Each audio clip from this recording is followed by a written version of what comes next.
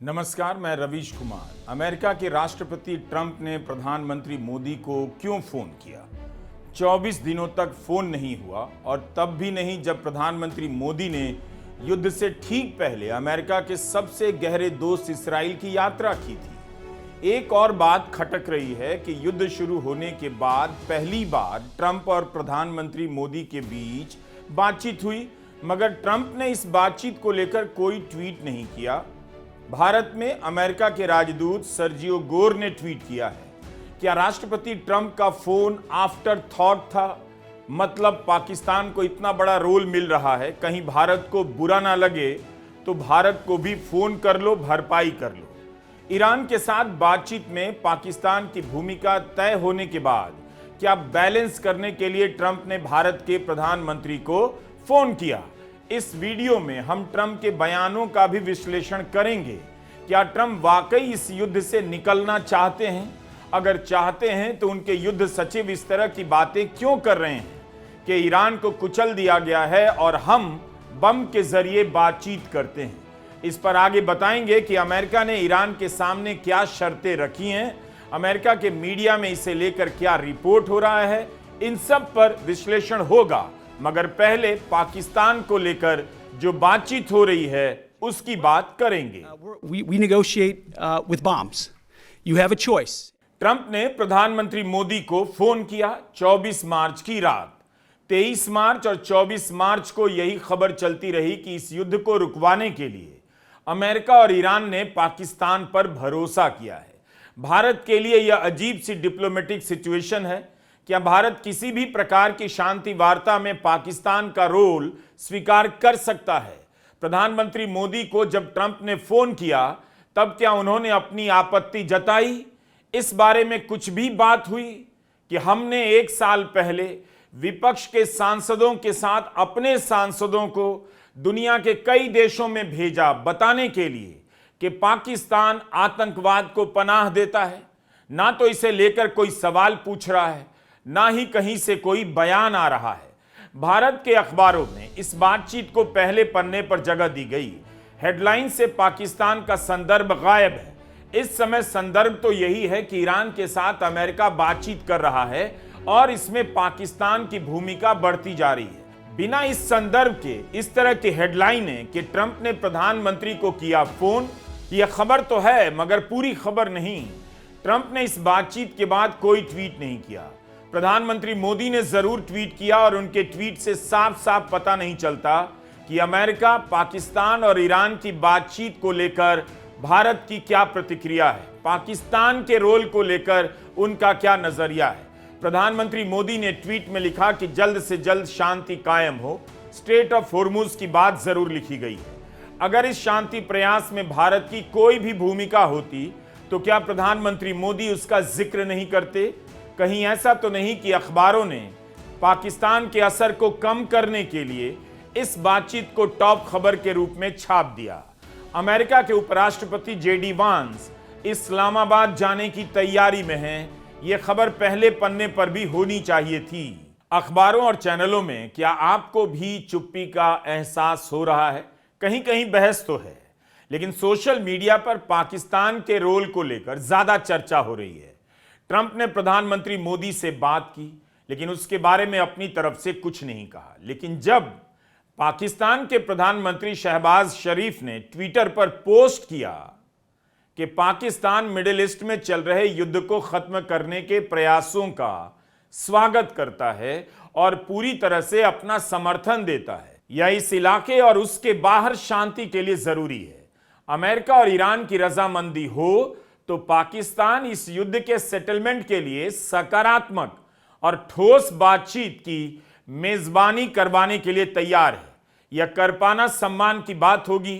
शहबाज शरीफ इस ट्वीट को राष्ट्रपति ट्रंप, विटकॉफ और ईरान के विदेश मंत्री अराकची को टैग करते हैं, तो शहबाज शरीफ अपनी तरफ से बढ़कर प्रस्ताव रख रहे हैं।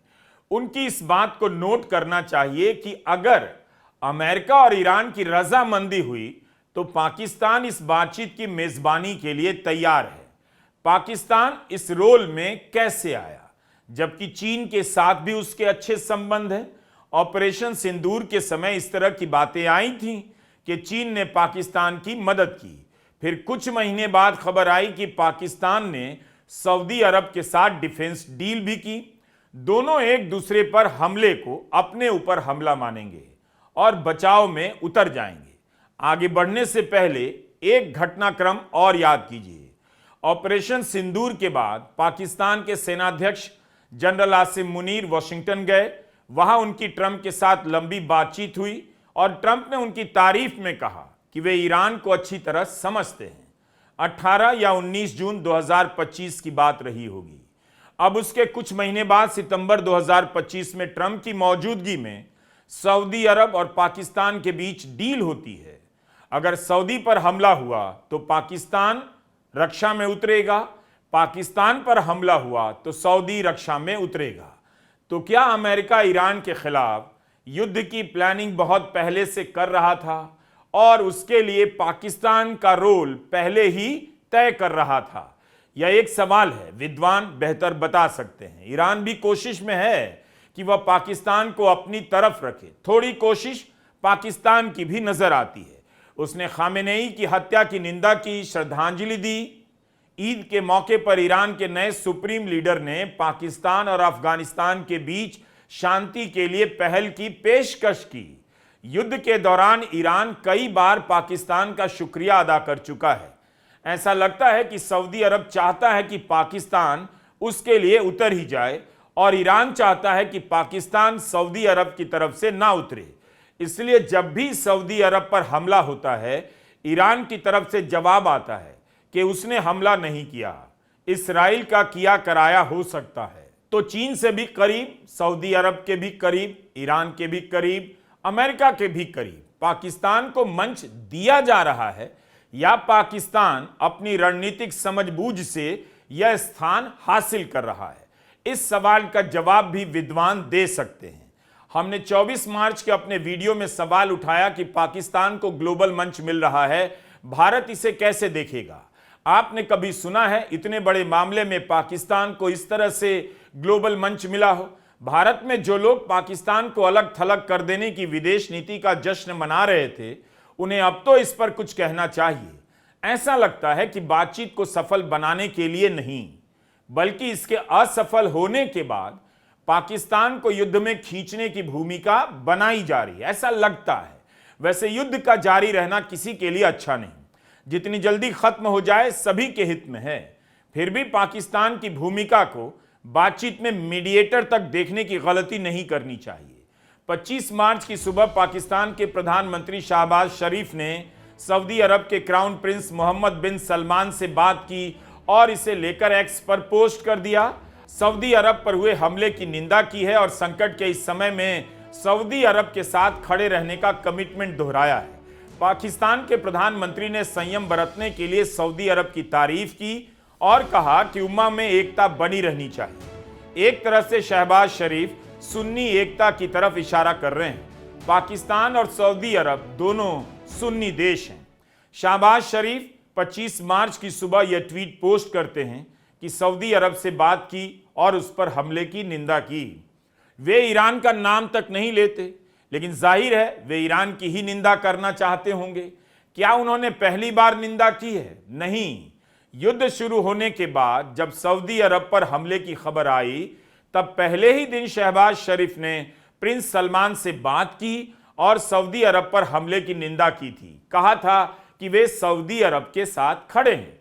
फिर से निंदा की जरूरत क्यों पड़ी?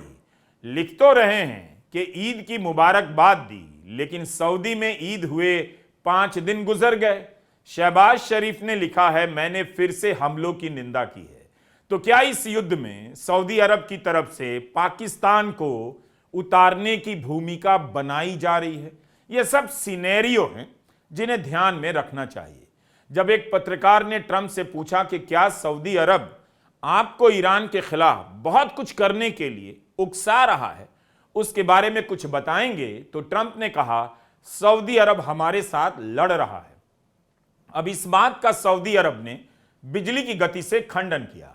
उसकी अभी तक यही लाइन रही है कि वह अमेरिका के साथ इस युद्ध में शामिल नहीं। लेकिन ट्रंप ने जो कहा या तो अभी ही सच है या आने वाले समय का इशारा इसमें आप देख सकते हैं।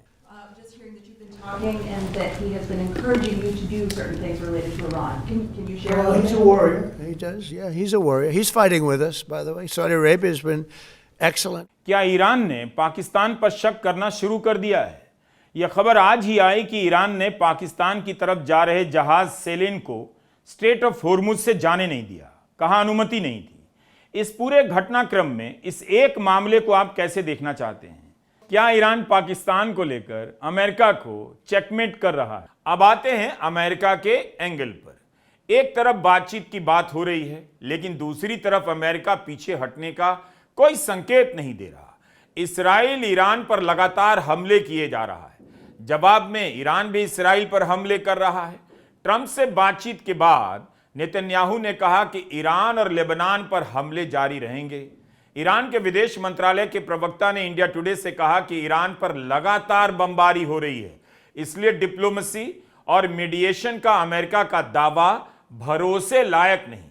एक थ्योरी यह भी चल रही है कि बातचीत के नाम पर अमेरिका खाड़ी के देशों में अपनी तैनाती को पहले से बेहतर करना चाहता है। 2200 सैनिकों की मरीन एक्सपीडिशनरी यूनिट के अलावा कम से कम 4 और एम्फीबियस असॉल्ट शिप्स को खाड़ी की ओर रवाना किया गया है। USS Boxer, USS Comstock, USS Portland में 4400 से अधिक मरीन सवार हैं। स्ट्रेट ऑफ मलक्का से यूएसएस ट्रिपोली नाम का असॉल्ट जहाज 2200 मरीन को लेकर पहुंच रहा है। इन जहाजों पर सवार सैनिकों की पानी और जमीन दोनों पर लड़ने की ट्रेनिंग दी जाती है। इन्हें जमीनी कार्रवाई की ट्रेनिंग भी हासिल है। अमेरिका की सेना ने 82nd एयरबोर्न डिवीजन की तैनाती की। 18 घंटे के भीतर इसकी इमीडिएट रिस्पांस फोर्स दुनिया में कहीं भी पहुंच सकती है, ऐसा दावा किया जाता है। एक्सियोस ने रिपोर्ट किया है कि ईरान ट्रंप की शांति की बातचीत को एक चाल के रूप में देख रहा है। ईरान के अधिकारियों ने पाकिस्तान, इजिप्ट, तुर्की से कहा है कि अमेरिकी सेना के मूवमेंट और तैनाती बढ़ाने के ट्रंप के फैसले के कारण उनका संदेह बढ़ गया है और वे देख रहे हैं इस तरह से कि शांति की बातचीत केवल एक बहाना है। इस बीच ट्रंप दावा कर रहे हैं कि ईरान से हमें बहुत बड़ा तोहफा मिला है, जो हुर्मुज की आवाजाही को लेकर है। फाइनेंशियल टाइम्स ने रिपोर्ट किया कि ईरान ने उन जहाज़ों को निकलने की अनुमति दे दी जो हमलावर नहीं है। क्या इसी के बारे में ट्रंप कह रहे हैं कि ईरान ने बहुत बड़ा तोहफा दिया है? हो सकता है उनका इशारा इसी तरफ हो, क्योंकि जब पत्रकारों ने पूछा कि क्या परमाणु कार्यक्रम को लेकर तोहफा मिला है, तो ट्रंप ने कहा होर्मुज के फ्लो को लेकर है और वो डील करने वाले हैं। Gave us a present, and the present arrived today. And it was a very big present worth a tremendous amount of money. And I'm not going to tell you what that present is, but it was a very significant prize. And they gave it to us, and they said they were going to give it. So that meant one thing to me: we're dealing with the right people. Is that nuclear related? No, it wasn't nuclear related. It was oil and gas related. And it was a very nice thing they did, but what it showed me is that we're dealing with the right people. जिस तरह से Israel हमला कर रहा है और America Iran के बारे में बात कर रहा है, उससे लगता नहीं कि बातचीत में उसकी पूरी निष्ठा है। यह भी पता नहीं कि बातचीत का आधार क्या है, किन शर्तों पर अमेरिका मानेगा और किन शर्तों पर ईरान। आधिकारिक रूप से इस बारे में कोई जानकारी नहीं। मीडिया में सूत्रों के हवाले से ही रिपोर्टिंग हो रही है, इसलिए इन शर्तों को लेकर थोड़ा सावधान रहना चाहिए। खबरें आ रही हैं कि अमेरिका ने पाकिस्तान के हाथ ईरान को 15 मुद्दों की सूची भेजी है कि युद्ध खत्म करना है तो इन पर राजी होना होगा। न्यूयॉर्क टाइम्स की इस रिपोर्ट के बाद इसे लेकर कई जगह खबरें छपी हैं। इस्राइल का चैनल 12, गार्डियन, रॉयटर्स, CNN बता रहे हैं कि इसमें ईरान के परमाणु और मिसाइल प्रोग्राम को सीमित करने की बातें कही गई हैं। 1 महीने के युद्ध विराम का प्रस्ताव है और होर्मुज को खोलने की मांग की गई है। लेकिन क्या ईरान की 3 शर्तों पर अमेरिका ने कोई रजामंदी दिखाई है? शुरू से ईरान की 3 मांगे रही हैं: युद्ध खत्म हो, आगे हमला ना किया जाए और नुकसान की भरपाई करनी होगी। गार्डियन ने अपने विश्लेषण में लिखा है कि जिस 15 पॉइंट के प्लान की बात हो रही है वो 10 महीने पुराना है। जून 2025 के हमले से 1 महीने पहले मई में इसे पेश किया गया था। क्या उस पुराने प्रस्ताव पर ईरान हामी भरेगा? 15 मुद्दों को लेकर रिपोर्टिंग हो रही है और इनमें एक भी मुद्दा ईरान का नहीं। अगर 15 पॉइंट की बात सही भी है तब तो मुश्किल है कि ईरान इन पर राजी होगा। आपने भी नोट किया होगा कि अमेरिका ने आधिकारिक रूप से ईरान की तीनों मांगों पर कुछ कहा नहीं। हमें याद रखना चाहिए कि परमाणु कार्यक्रमों को लेकर 2 बार बातचीत के बीच ईरान पर हमला हुआ, उसके न्यूक्लियर साइंटिस्ट मार दिए गए। अब ट्रंप कह रहे हैं कि ईरान परमाणु कार्यक्रम बंद करने के लिए तैयार हो गया। क्या ईरान वाकई मान गया है? They want peace. They've agreed they will not have a nuclear weapon, et cetera, et cetera.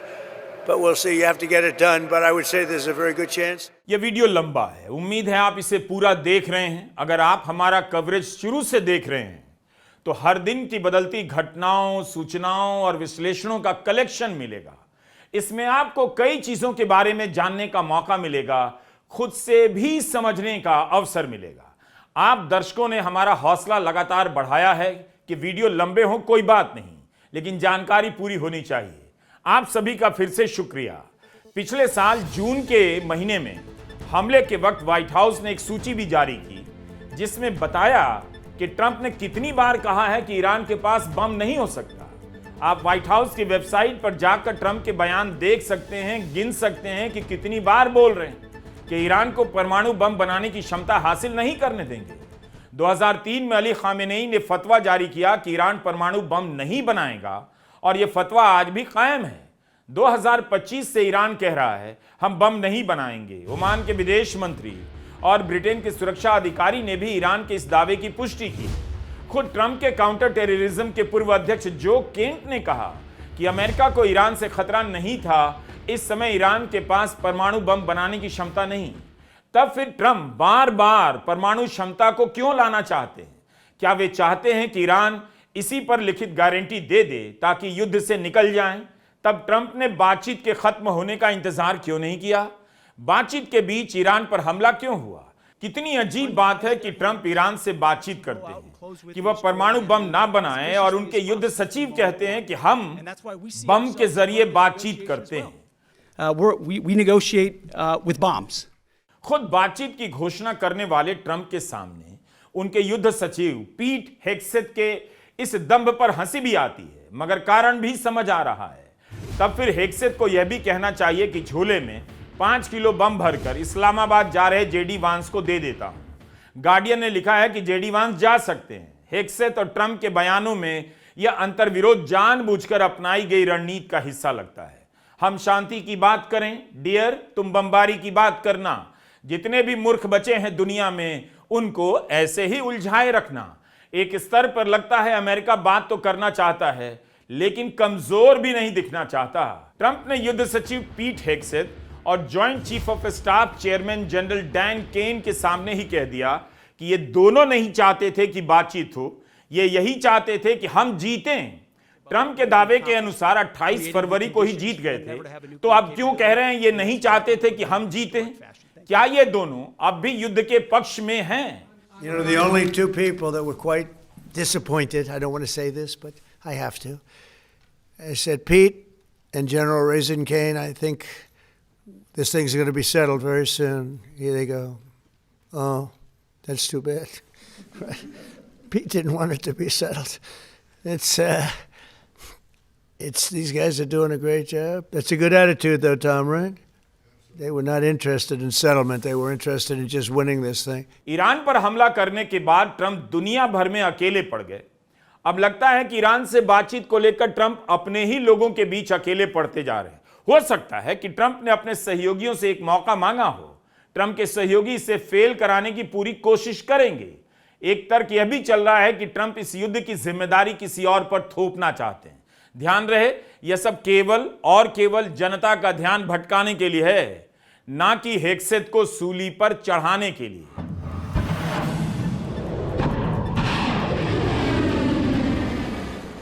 याद कीजिए, जब युद्ध शुरू हुआ और ट्रंप को लगा कि ईरान की लीडरशिप खत्म हो गई है, ईरान में सत्ता परिवर्तन 1-2 दिनों की बात है, तब उन्होंने जेडी वांस का नाम लेकर कहना शुरू कर दिया।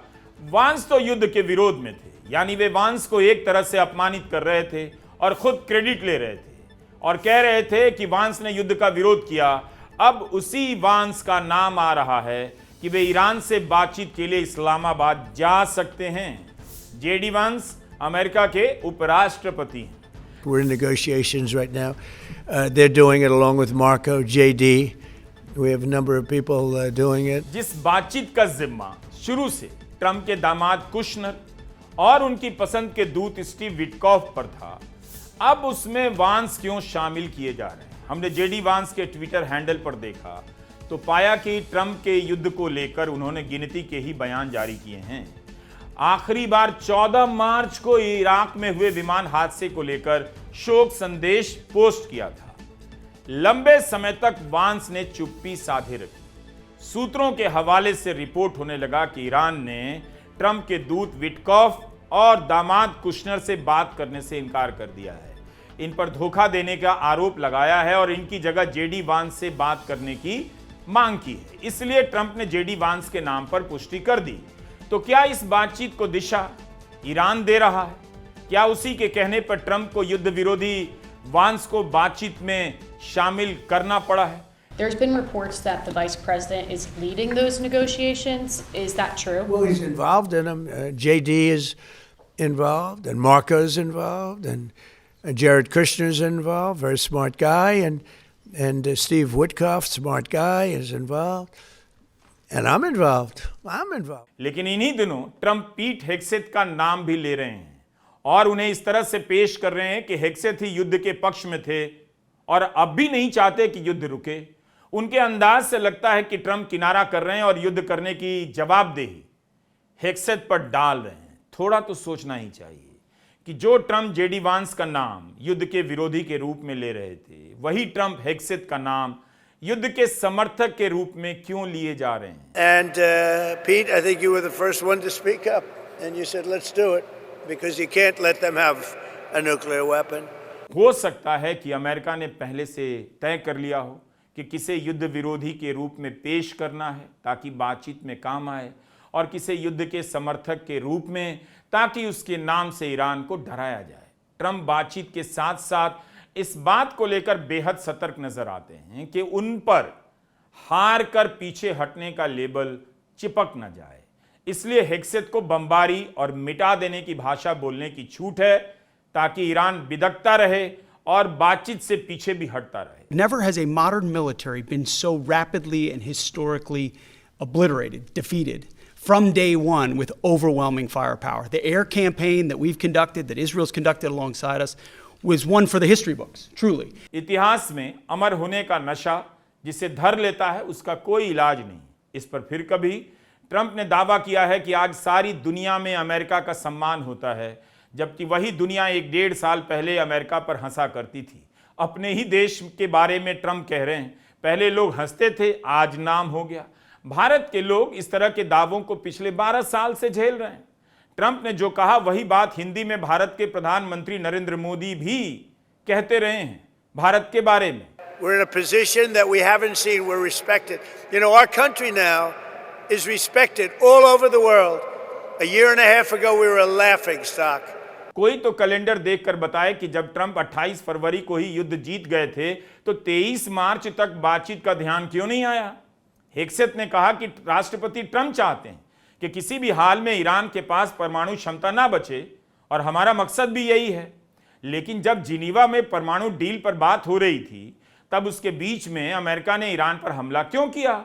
जिस मसले के हल के लिए बातचीत के खत्म होने का इंतजार किया जा सकता था, उसी मसले पर बात करने का ध्यान अमेरिका को युद्ध के 25वें दिन आता है। This is not a president who's interested in vague end states. He's been very clear with us about what we need to accomplish, creating the conditions for them never to have a nuclear capability, and that's exactly what we're doing in historic fashion. Trump की हालत खराब है। इसके कारण दुनिया के कई देशों में हाहाकार मचा है। लोगों को गैस के सिलेंडर नहीं मिल रहे हैं।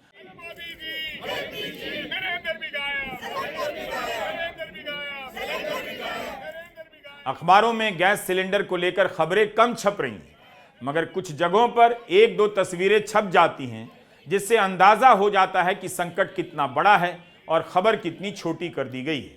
प्रधानमंत्री नरेंद्र मोदी ने वैसे दावा किया है भारत के पास पर्याप्त भंडार है, मगर विपक्ष लगातार एलपीजी की कमी को लेकर सवाल उठा रहा है। निर्यात बड़े पैमाने पर ठप है, तेल के दाम महंगे हो सकते हैं, इस युद्ध के कारण हीलियम का संकट भी डराने लगा है, जिसके कारण अस्पतालों में इलाज बंद हो सकता है, कई सारी मशीनें काम करना बंद कर देंगी। ईरान से बातचीत होगी, पाकिस्तान इसमें शामिल होगा।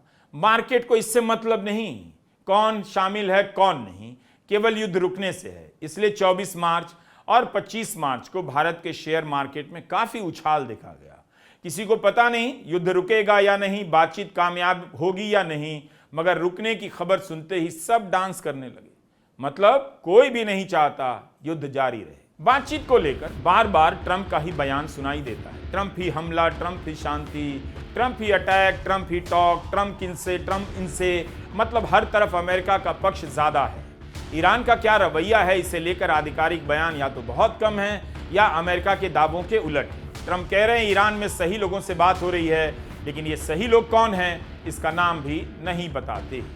ईरान की फार्स न्यूज एजेंसी ने ईरान की सुरक्षा समिति के पूर्व अध्यक्ष सईद जलीली का बयान जारी किया है, जिसमें वे कह रहे हैं अमेरिका से कोई बातचीत नहीं हो रही। ट्रंप को इसलिए पीछे हटना पड़ा क्योंकि ईरान ने पूरी दुनिया की अर्थव्यवस्था पर दबाव डाल दिया है। लेकिन यह बस शुरुआत है। ईरान की सेना के हेडक्वार्टर खातम अल अनबिया के प्रवक्ता ने बयान दिया है, अमेरिका से कोई बातचीत नहीं हो रही।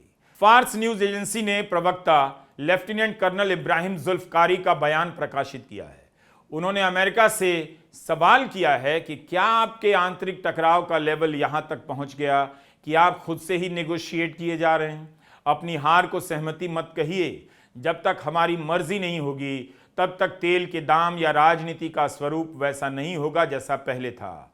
यह तभी हो सकेगा जब ईरान के खिलाफ कार्रवाई करने का ख्याल आपके गंदे दिमाग से पूरी तरह से निकल जाएगा। पहले दिन से जो हमारे पहले और आखिरी शब्द रहे हैं आगे भी वही रहेंगे। हमारे जैसे लोगों की आप जैसे लोगों के साथ कभी नहीं निभ सकेगी, ना आज और ना कभी। अमेरिका और उसके सहयोगी देशों की शक्ति को कम नहीं आंकना चाहिए। ऐसा लगता है कि ईरान भी ज्यादा उत्साह में है और युद्ध को जारी रखना चाहता है, अपना सब कुछ दांव पर लगा देना चाहता है। कुल मिलाकर अभी हालात सामान्य नहीं। ईरान के बारे में भी लगता है कि अभी तक वो टिका हुआ है, लेकिन आगे की लड़ाई में खुद को ज्यादा से ज्यादा दांव पर लगाता जा रहा है। क्या ये उसके लिए अच्छा है?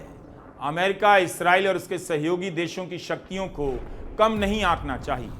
युद्ध की रणनीतियां लगातार बदलती जाती हैं। अगर ईरान ने इस तरह से खुद को दांव पर लगाया और अमेरिका ने युद्ध की बड़ी रणनीति कोई बना ली और उसे घेर लिया, तब क्या होगा? बाजार कितनी बार ऊपर जा रहा है, कितनी बार नीचे आ रहा है, यह देखकर किसी का दिल घबरा रहा है, किसी को अवसर मिल रहा है, केवल बयानों के आधार पर। अच्छी बात है युद्ध रुके, मगर अभी तक युद्ध रुकने और रुकवाने के बयान ही आ रहे हैं, रुका नहीं। दुनिया में जो परेशानी आई है वो हर दिन बड़ी होती जा रही है। 28 फरवरी के आसपास सवाल था ट्रंप ने ईरान पर हमला क्यों किया। 25 मार्च को दूसरा सवाल बड़ा हो गया कि जो भी मकसद गिनाए वो पूरे कहां हुए।